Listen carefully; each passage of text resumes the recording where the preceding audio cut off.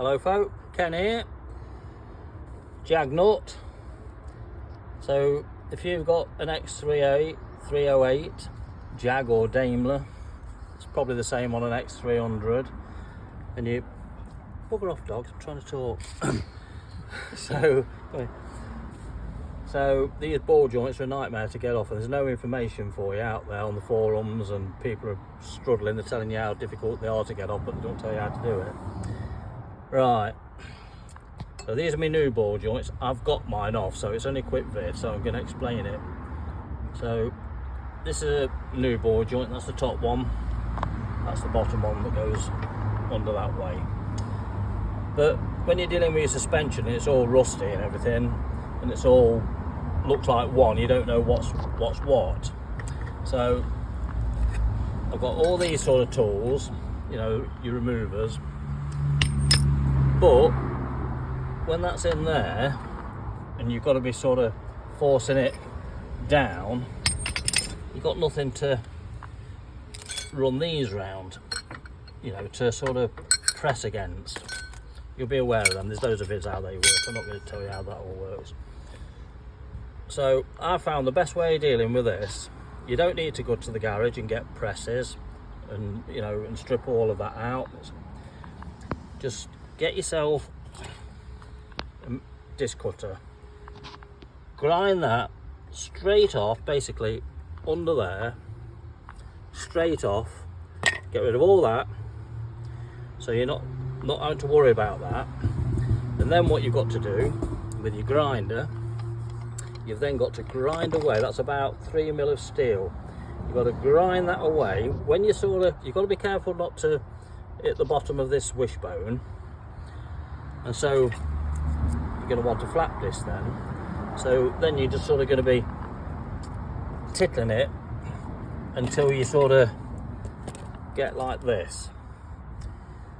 And you'll notice, you'll know you're not gone too far because it starts to get really thin. So if you keep your eye out for how thin it gets, you'll see a ring round it when you're going at it with one of these, and then you're making progress.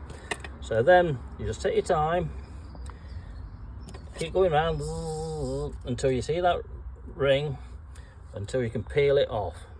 When you've peeled it off, that then gives you this area here where you can then put these on. You couldn't do that before because of this. So when you got to that point, you can then start to use your press to push it out. Now the bottom one was an absolute bitch, so I couldn't do that even with this. And if you look at that, it's actually bent it.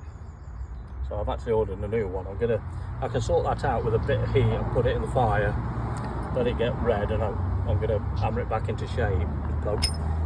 I ain't got time for that, so I've ordered another one.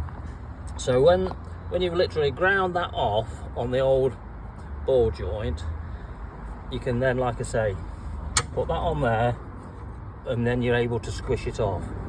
Now if you can't, this here, that's the top of the old ball joint which went in there, right? Well actually it went, which way does it go?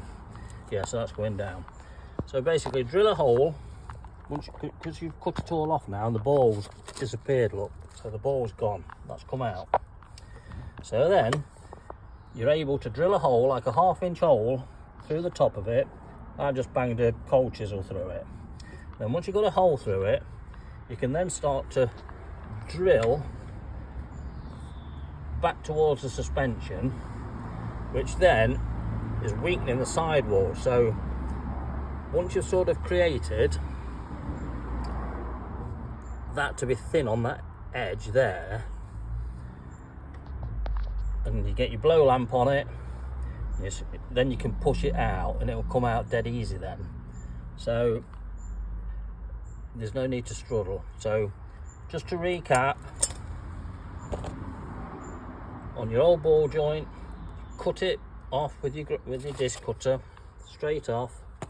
Get under it with your grinder, you know, that for a start, to take the thickness off it, because you've got an 1/8 of an inch 3 mil of steel to go through. You don't want to go bullet again because you don't want to damage that mating surface. And once you create that edge, whatever I've done with that, you'll see it. What have I done with that there?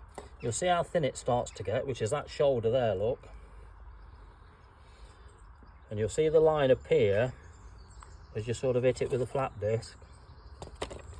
And then you're able to do something with it. And like I say, then once you got it all cut off, and you know, you tap the top as well with a grinder, just the same, all of that, you know, either drill a hole and then go in it at an angle with your drill, obviously not so that you're drilling through this part, but again you'll see, I mean, I have caught it slightly there, but it's nothing to worry about. But you'll see when you're sort of just touching that, because it will create a line, and then just 2 or 3 attempts. I mean, this job now will only take you an hour. You know, it's that easy once you know how. It's the knowing how. And basically, for that one, it's the reverse. So that's your bottom ball joint, that's your top ball joint. So with the top one, you'll do pretty much the same. You'll grind the top of that off there, and you'll cut that off there. And once you've achieved all of that, you've got all that area under there again where you can get that on, and you've got something there which will help you push it off. And so no need for expensive presses to the engineers or a garage. So that's how I've done it. You might have another different way. This might be good for all different cars, but on this Jag or this Daimler, you've not got an area without grinding it off to get these rings on to squish it off. So I think that's pretty much all I need to say. So if you get any problems, just message me and I'll talk you through it, or you can ring me or whatever. But it's quite easy once you've got the grinder out and you've got rid of that width of steel, because it's that width of steel there, that edge on that one and on that one, that's stopping you from getting these rings on to be able to wind them out. Happy jagging.